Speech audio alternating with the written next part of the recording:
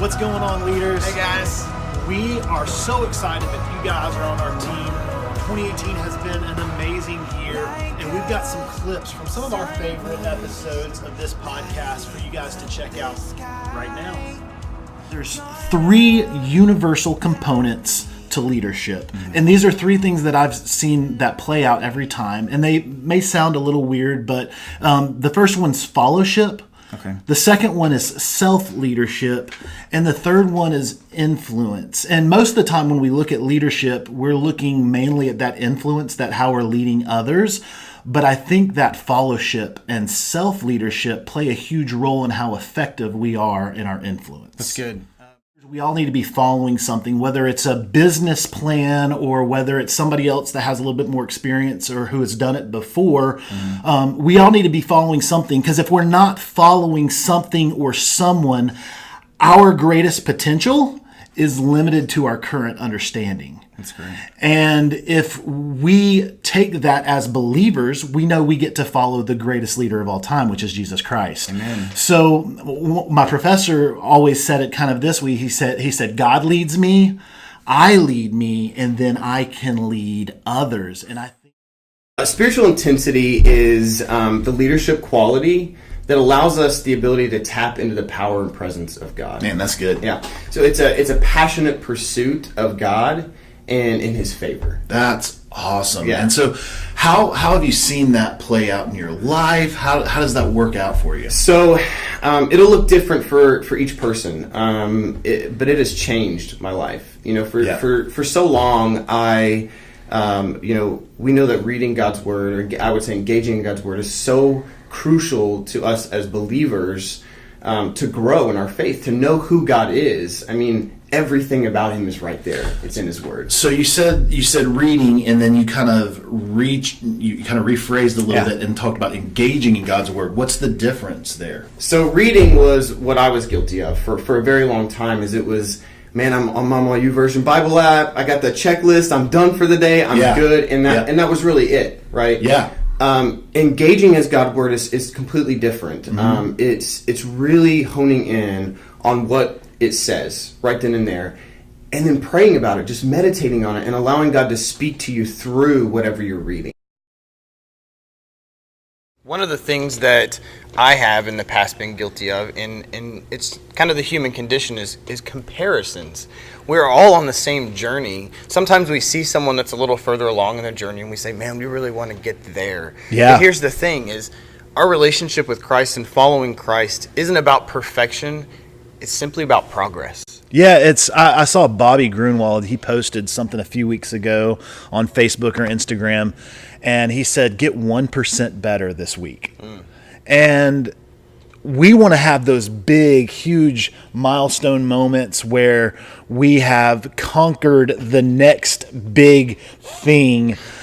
But many times, the best way to get there is taking that next step.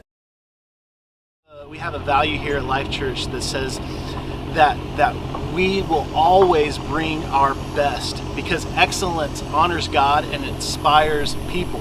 And I think a common thing that we flip in our heads is this excellence or extravagance piece. Yeah, and there's definitely a difference there. So many times we hear stories of you guys, we're like, I've got to cook this 5-course meal every life group. I've got to have all the places set for everyone to eat, and you want this perfection. But as we covered a lot last week, it's not perfection, it's excellence. And the most excellent thing that you can do in a life group is to have excellence in building relationships with other people. Yeah, taking the time to invest in those relationships, letting them know that you love and you care about them.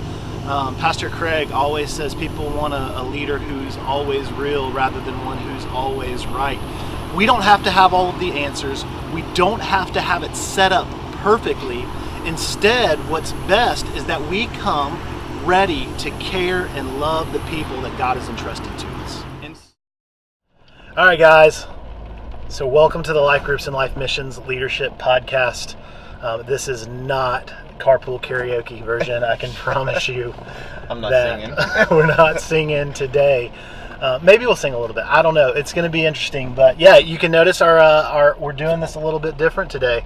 So the main reason is because there's a ton of flies where we were typically doing it, and we had just recorded this, and it didn't work out. So our expectations were not met, but we're going to adapt and we're going to overcome. One of the ways as life group leaders that you guys may run into is comparing yourself to, or your life group to other life groups, thinking that other life groups have it more together, other leaders have it more together. I know that was a pretty substantial struggle for me when I first became a life group leader. Was, man, things are crazy. I don't understand this. This is chaos. What is going on? Are other life groups experiencing this? And here's the thing, guys. We have 175 life groups in Life Church Owasso, and all 175 of those have struggles and look different. Right, because we all have these expectations of what our life group is supposed to look like.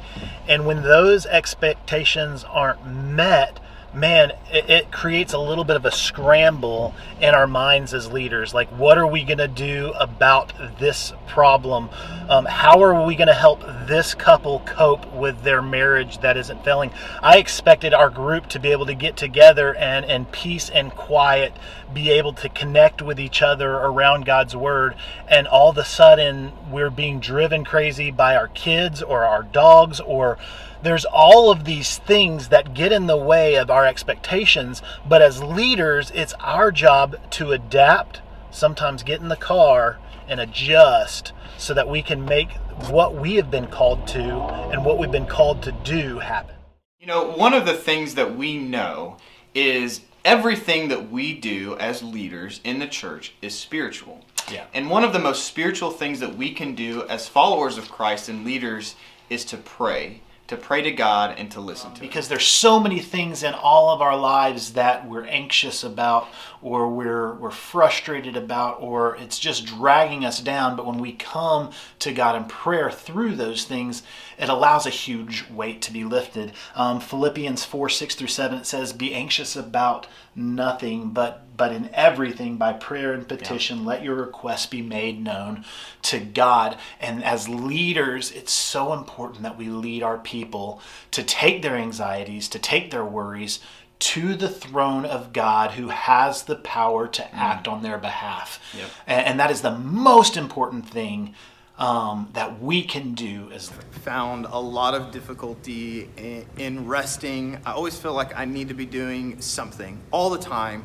And really, what I found is during my 10 days off, which is crazy, I had 10 days off, that it's an ego thing for me. Like, I feel like I have to be doing something because I need to feel accomplished. But here's the truth, though. As leaders, that may be how we feel, but that's not really God's best for all of us. Mm-hmm. Our identity is not found in our accomplishments and whether or not we're doing good at work, or at home. Our identity is first and foremost found in our relationship with Christ. And Donnie and myself, all of you guys, are in different areas of growth. We're all growing in something in our faith as fathers, as moms, as wives, as husbands, whatever it is. All of us are growing in some way. Some of us want to help push people into what we think that they should be growing in. Yeah. But that's not, as leaders, that's not actually what we do. Yeah, we often confuse motivation with inspiration.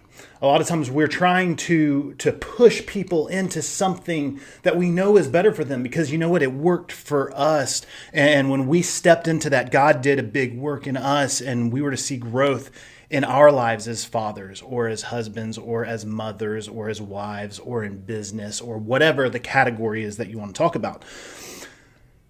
But just because that's what worked for us doesn't necessarily mean that's right for those we lead. Right.